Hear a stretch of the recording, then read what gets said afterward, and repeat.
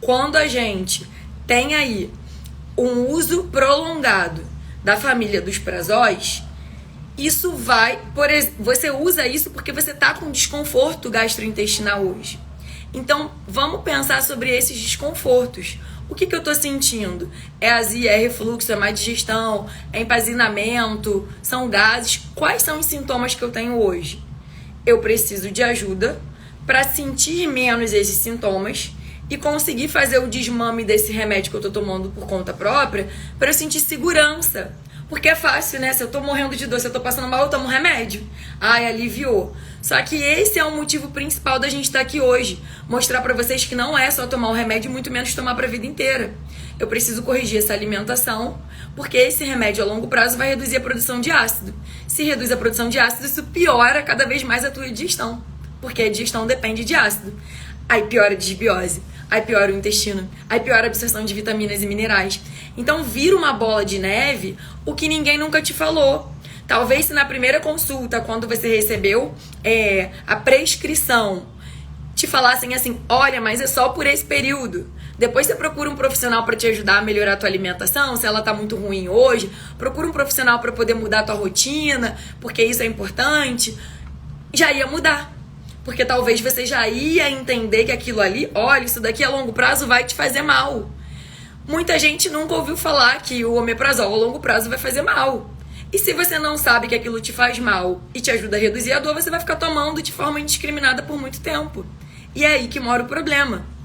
Então, meu objetivo hoje principal é que vocês saiam entendendo que a produção de ácido clorídrico é necessária, é fisiológica. O nosso corpo precisa de ácido para fazer a digestão. Se em algum motivo você teve um diagnóstico que foi te recomendada a prescrição de algum prazol, isso deve ter início, meio e fim, se não são casos extremos onde se precisa desses remédios por mais tempo. Se você não conseguiu dar o fim, que era o prazo, eu tinha que tomar por um mês, mas eu continuo passando mal. E se você não mudou a tua rotina alimentar, é o primeiro passo. Procura ajuda para mudar a rotina alimentar. Porque essa alimentação precisa ser melhorada. Esse estômago precisa ser cicatrizado.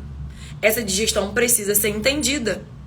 E aí, gente, isso tudo tem que andar junto. São os chás digestivos que a gente vai incluir.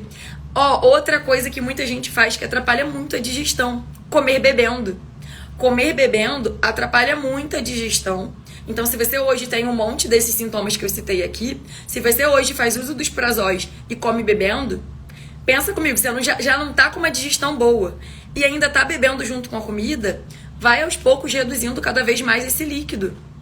Porque isso vai afetar nessa tua digestão. Isso vai fazer com que daqui a pouco terminou de comer e já esteja passando mal, já esteja empazinado, não digira bem aquela refeição.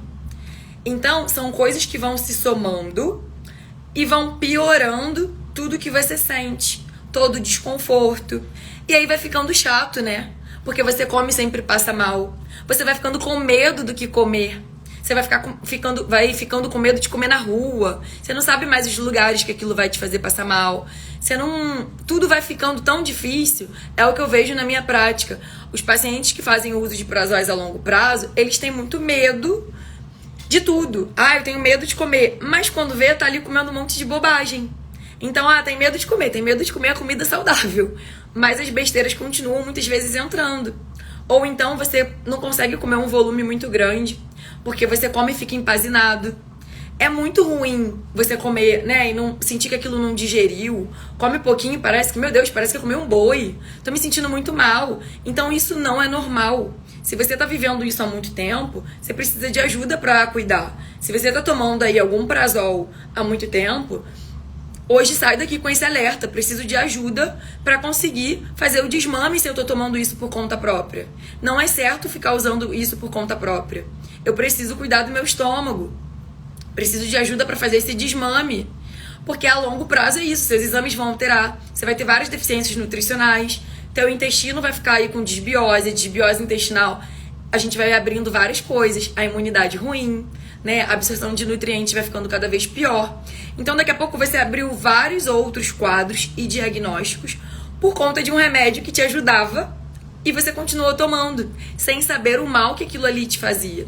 Então, esse é o meu objetivo principal, te mostrar que a longo prazo, o prazol vai dificultar a absorção das vitaminas. Você pode fazer deficiência de vitamina C, vitamina B12, ferro. Então você pode desenvolver uma anemia aí por usar um prazol a longo prazo. E aí se a gente tem, vamos supor que você tenha hoje 40 anos, você vai até os 60, 70, porque aí quando você vai aumentando a idade, se você não está cuidando da sua saúde, você vai tomando mais remédios. E vai tomando mais remédios e aí muitas vezes o que acontece? Você recebe a prescrição deles como um protetor do seu estômago. Só que o coitado do teu estômago, ele tá desprotegido há muitos anos.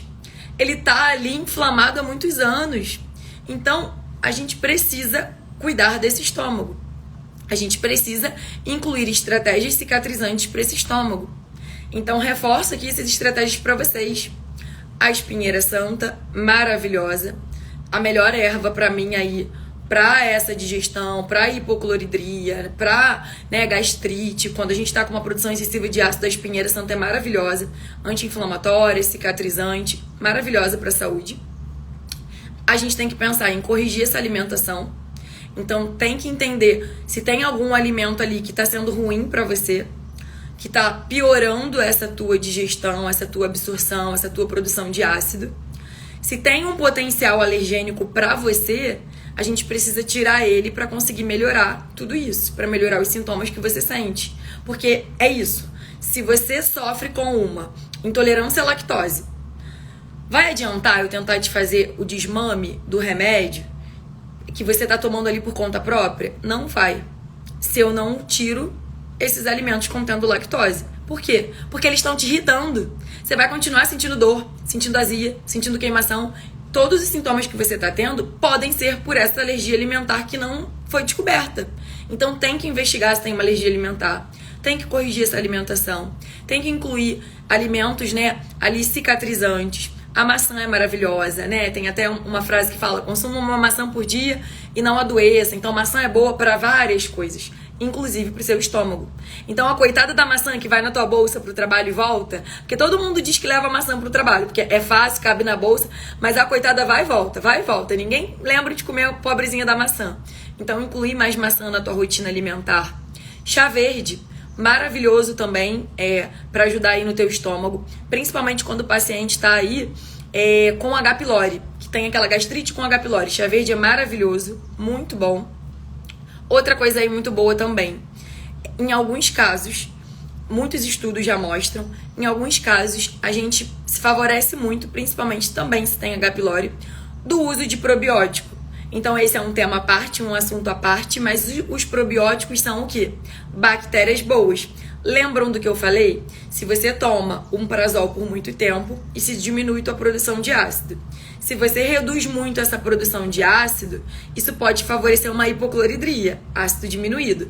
Essa hipocloridria favorece o quê? A disbiose intestinal, que é quando a gente tem muito mais bactéria intestinal ruim do que boa. Então, aumentar a quantidade de bactérias boas, fundamental também para o teu intestino. Então, muitas vezes, em muitos casos, o paciente também vai se beneficiar com o uso do probiótico. Mas tem estratégias iniciais mais básicas que muitas vezes vão dar muito resultado.